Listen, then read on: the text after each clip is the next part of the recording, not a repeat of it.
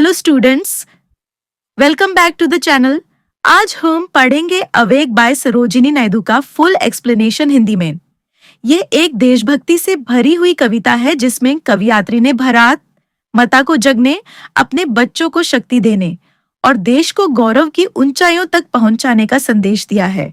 चलिए अब पोयम को लाइन बाय लाइन समझते हैं। Waken O mother thy children implore thee, who kneel in thy presence to serve and adore thee.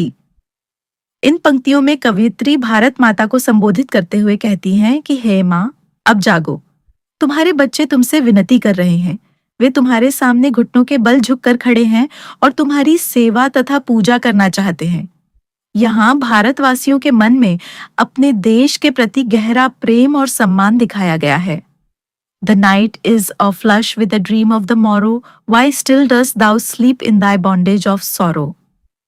इन पंक्तियों में कवयित्री कहती हैं कि यह रात आने वाले सुनहरे भविष्य के सपनों से भरी हुई है, फिर भी भारत माता अब तक दुख और गुलामी की नींद में क्यों सो रही है?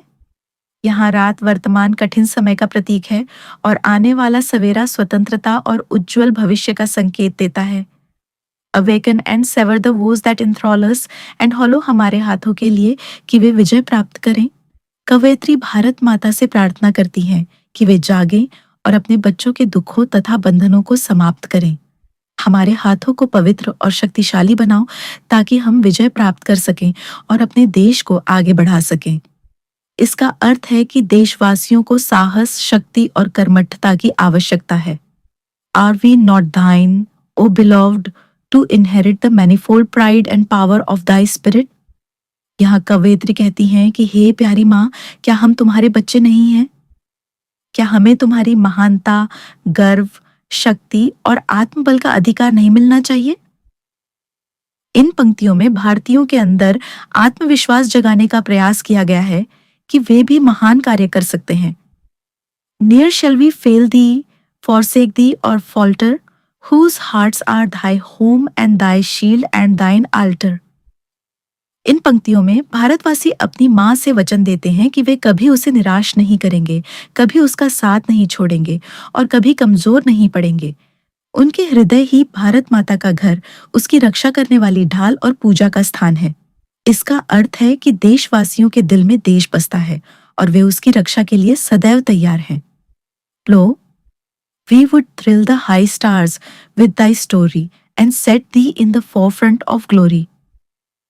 इन अंतिम पंक्तियों में कवयित्री कहती हैं कि हम तुम्हारी महानता की कहानी आसमान के तारों तक पहुंचा देंगे और तुम्हें यश, सम्मान और गौरव के सर्वोच्च स्थान पर स्थापित करेंगे। इसका अर्थ है कि भारतवासी अपने देश को विश्व में महान और सम्मानित राष्ट्र बनाना चाहते हैं। इस प्रकार पूरी कविता हमें देशभक्ति, एकता, आत्मविश्वास, साहस और कर्म का संदेश देती है। कवयित्री चाहती हैं कि सभी भारतीय जागें, एकजुट हों और अपने देश को महान बनाएं। सो स्टूडेंट्स, ये था अवेक बाय सरोजिनी नायडू का फुल एक्सप्लेनेशन हिंदी में। अगर आपको यह एक्सप्लेनेशन हेल्पफुल लगा हो तो वीडियो को लाइक, शेयर और सब्सक्राइब जरूर करें। कमेंट करके बताएं आपको नेक्स्ट चैप्टर कौन सा चाहिए। Thank you for watching.